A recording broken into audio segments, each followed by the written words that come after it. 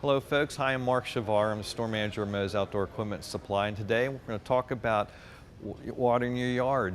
There's a lot of folks that just throw a hose out there, a sprinkler and water, and they kind of move it all around, and really there is a science to it.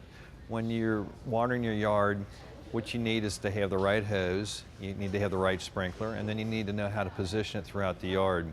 There are several different types of hoses that can be used.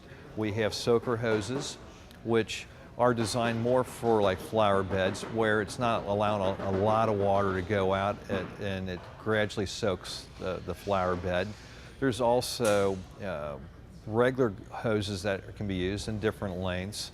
Some are just regular, some are braided, and the reason you would want to use a braided hose is to keep the hose from kinking up. It makes it a little bit stronger, and especially when it's sitting out there in the yard, because sun will affect a hose in that. It keeps them from dry rot and that. So it depends what you want to use the hose for. Of course, they come in different lanes: 25 feet, 50 feet, 100 feet, and depending on how big your yard is. So obviously you decide, okay, how big is my yard? Decide on the size of the hose that you need, and then you have to pick a sprinkler out, and there's some type that oscillate back and forth. There's others that spin around in a circle. You have to decide what's best for you and your situation in your yard. All right, now you go ahead and hook the hose up. You go ahead and put the sprinkler out in the yard and go ahead and turn it on. The harder you turn the water on, obviously the faster the sprinkler is going to go, or the oscillating sprinkler going back and forth, and you just have to adjust it so it's actually just watering the areas that you want. Now you're ready to water the yard. Okay, you've got the sprinkler set up, whether it's the spinning type or the oscillating type, and then you go ahead and set it out in the yard. Turn the water on. Obviously you're going to adjust how hard the water goes on, that way it's not overspraying, whether you're trying to just do the lawn or if you're just doing the flower beds. You don't want to water the sidewalk or the streets. Okay, now a lot of folks will tend to move them around, maybe only leave it out there maybe 10-15 minutes and continue to move it around.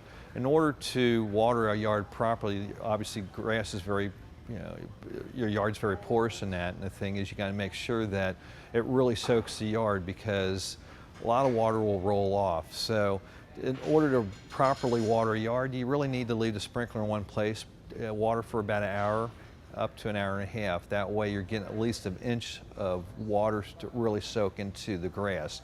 What's that going to do? It's going to stay there for a while, and maybe you won't have to water again for a couple days because it's absorbed that much, and what's doing is actually feeding the roots, which is actually what's going to make your grass grow better. If you don't water that area very long like that, at least an hour, what's going to happen is it's going to kind of roll up and dry up. It's not going to get to the roots, and of course the grass isn't going to grow properly.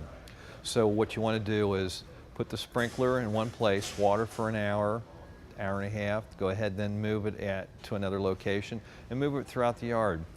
The other thing you'll want to do too is the best time to water is early in the morning and late in the evening. Why? Because with the sun out, you're going to get a lot of evaporation while it's being watered, so it's better to do it during that time frame. One other thing you can do with these hoses as well, you can actually hook up a timer to the hose in that way, or to the sprinkler, which there are some sprinklers that actually have timers on it, and it'll automatically shut off, and you go out and then move it again and adjust the time for each different section of your yard. So basically that's what you need to do to water your yard. And again, when you come here to Moe's Outdoor Equipment Supply and Ace Hardware, we've got plenty of sprinklers, different varieties. We've got all sorts of different hoses for different applications in that. Again, this is Mark Shavar, store manager for Moe's Outdoor Equipment Supply, and if you want to learn more about hoses or any of the hardware stuff that we sell here in the store, check out our Facebook page. Also go to buyatmoes.com, our website, and thanks.